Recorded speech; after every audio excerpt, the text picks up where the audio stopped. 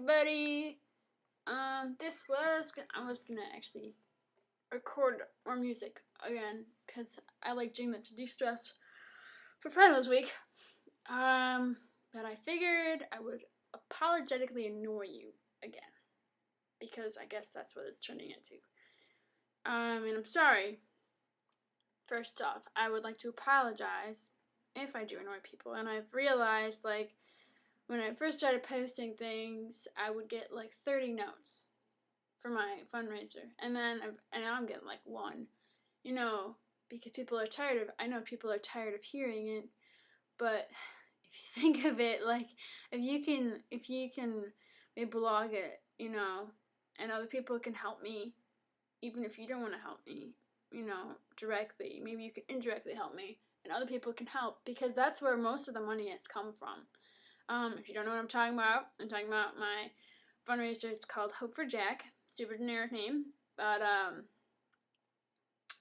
it is a fundraiser to raise money to pay for my boyfriend's medical bills because he found out he has liver disease and he doesn't have health insurance. He also, from his doctor's appointment yesterday, might have an autoimmune disorder, which is excellent. Sarcasm. He doesn't have insurance, and it's building up bills. Okay, let me give you a background on Jack. He graduated in an audio technology major here in Cleveland. Sorry, excuse me. And he's 26, and he worked in a labor job because he lives in a little town of Windsor, which is known for its crack addicts and Amish people.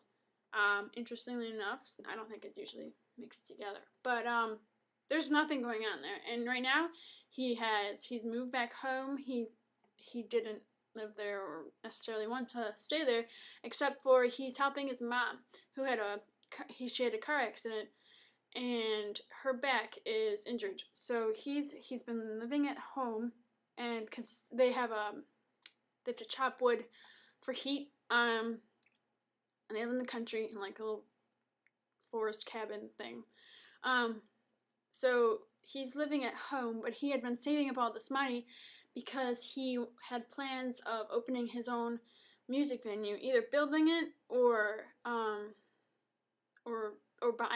buying a space. And he wanted to do that in 2 years or so. So he'd save up all this money. He's a huge saver. He doesn't spend money on anything really. And so he worked in this labor job at Middlefield Cheese, and he's saving and saving and saving. Basically what happened was that he got a spider bite. There was a wolf spider or something in his room, and it bit his leg, and then he went to work, and it got infected, and it got staph infection, which was gross. That was back in August, so you could see it and stuff. August, September. And it didn't go away. It was really bad, and it was there for at least 3 weeks. Okay, and he decided after a while, he'd be like, okay, I'm gonna go to the doctors. And the doctor was like, whoa, your leg has swollen up to a point where he can't walk. Literally, he cannot walk. It was huge. And he's not a big guy. If you've seen pictures of him, he's he's lean, athletic build. So he found out he had staph. The doctor tested the stuff for MRSA. Didn't think he'd have it. Gets a call on Sunday, and of course that's a bad day, to get a doctor's call. Finds out he has MRSA. So he has to be on a medicine called Bactrim, and it's a super strong pseudo antibiotic because with MRSA, it's antibiotic resistant.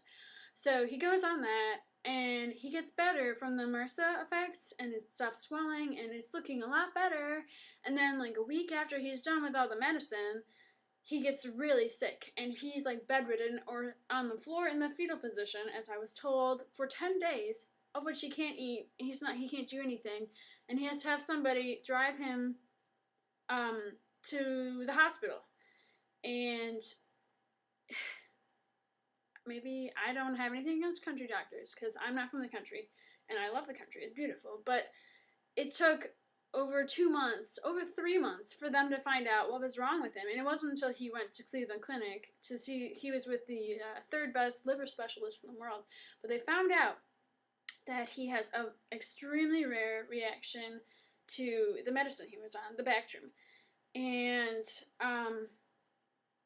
it was a point where his liver was working properly, but it was incredibly inflamed, and it was also producing far too much bilirubin, which is an enzyme that your body releases, and you smell kind of weird. He also had jaundice from the result of the liver problems.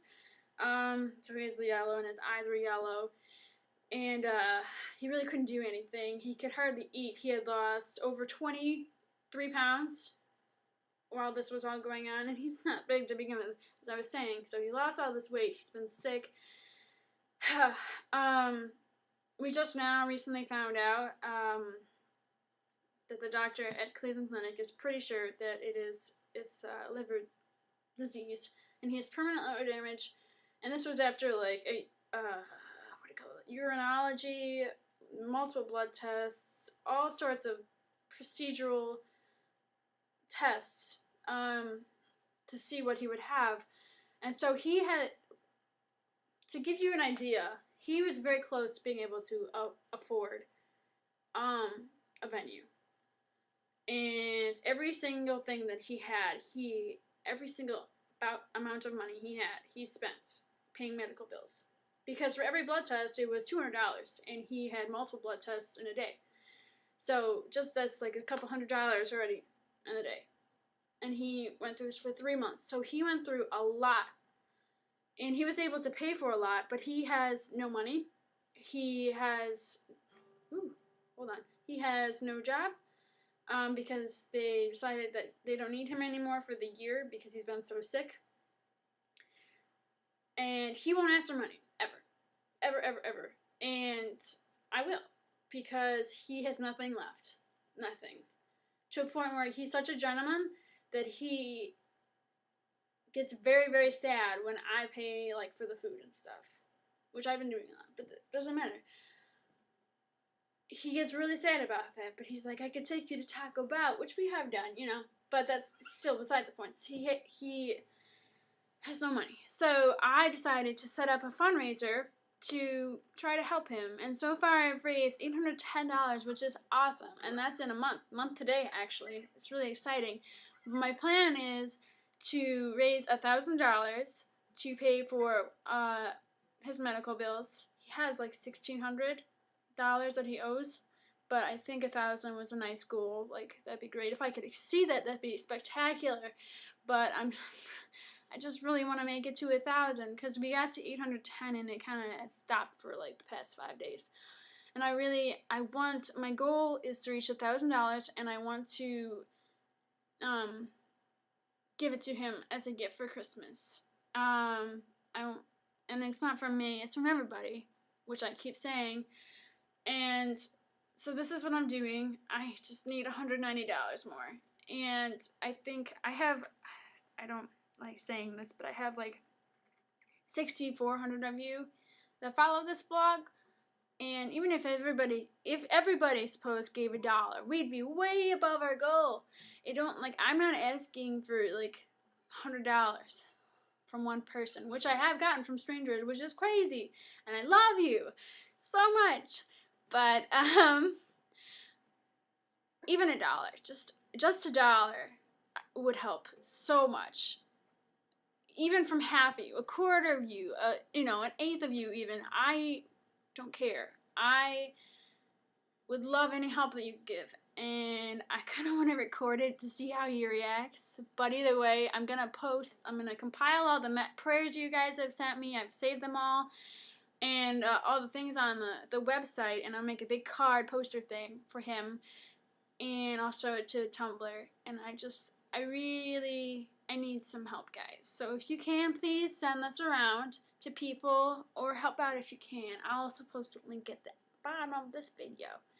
Okay, my time is about done. So there you go. Thank you so much for watching this.